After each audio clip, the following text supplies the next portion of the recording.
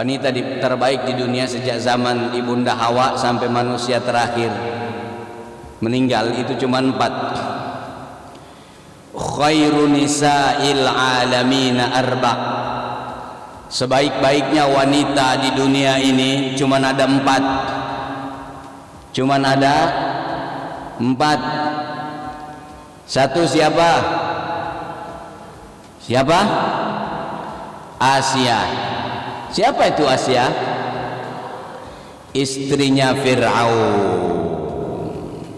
Bayangin, Fir'aunnya dikutuk karena ngaku jadi Tuhan, matinya tenggelam. Waktu ngejar Nabi Musa dan pasukannya mau menghabisi Nabi Musa alaihissalam dan pasukannya karena membawa risalah tauhid dan ngasih tahu sama orang Fir'aun itu bukan Tuhan. Tuhan itu Allah subhanahu wa ta'ala. Ngamuk Fir'aun karena dianggap menggerogoti kekuasaannya. Bu, kenapa Asia, Ibunda Asia ini menjadi wanita terbaik padahal suaminya adalah orang bukan saja musyrik tapi dia yang ngaku Tuhan? Karena keteguhan pendiriannya dengan seluruh fasilitas yang diberikan oleh Fir'aun.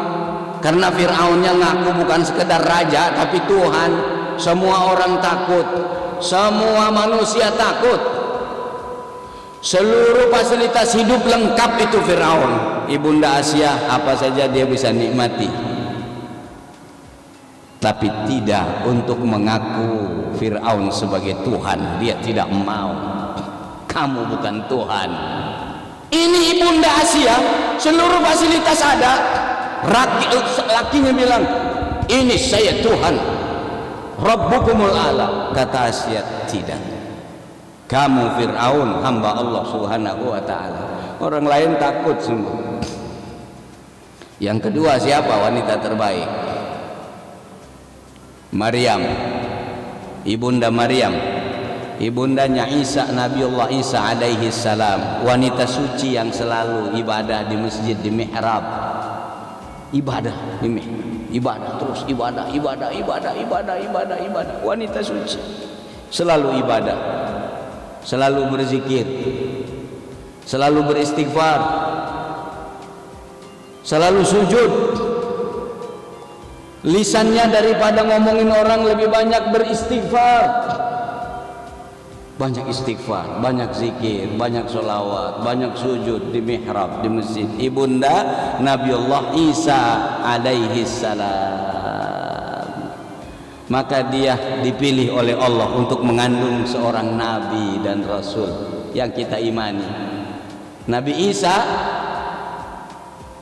itu harus kita imani sebagai nabi dan rasul. Ajarannya berlaku pada zamannya sebelum hadirnya Nabi Muhammad sallallahu alaihi wasallam. Yang ketiga siapa? Ibunda Khadijah. Kenapa Ibunda Khadijah? Karena dia berkorban seluruh yang dia miliki untuk membackup dakwahnya Rasulullah sallallahu alaihi wasallam. Ibunda Khadijah pemilik modal besar yang hartanya dikelola oleh saudagar-saudagar Quraisy. Dia dinikahi oleh Rasulullah sallallahu alaihi wasallam pada usia 40 tahun. Rasulnya waktu itu belum jadi rasul. Usia 25 tahun. Nabi Muhammad sallallahu alaihi wasallam menikahinya karena kebaikannya yang luar biasa. Begitu nikah, dia korbankan apa yang dia punya untuk mengembangkan dakwahnya Rasulullah sallallahu alaihi wasallam. Orang yang pertama berkorban yang dia miliki. Beda dengan istrinya Abu Lahab. Dia korbankan seluruhnya untuk menghalangi dakwahnya Rasulullah SAW. Dua istri, satu istri Rasul, Ibunda Khadijah, yang mengorbankan seluruh yang dia miliki untuk mengembangkan dakwah Rasul, mengembangkan kebaikan, mengembangkan nilai-nilai kebaikan yang universal.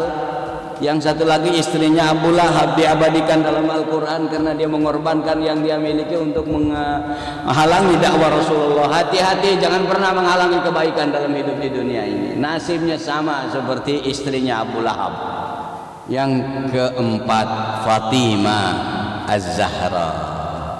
istri yang setia kepada suami saat suami memiliki keterbatasan ekonomi dan finansial.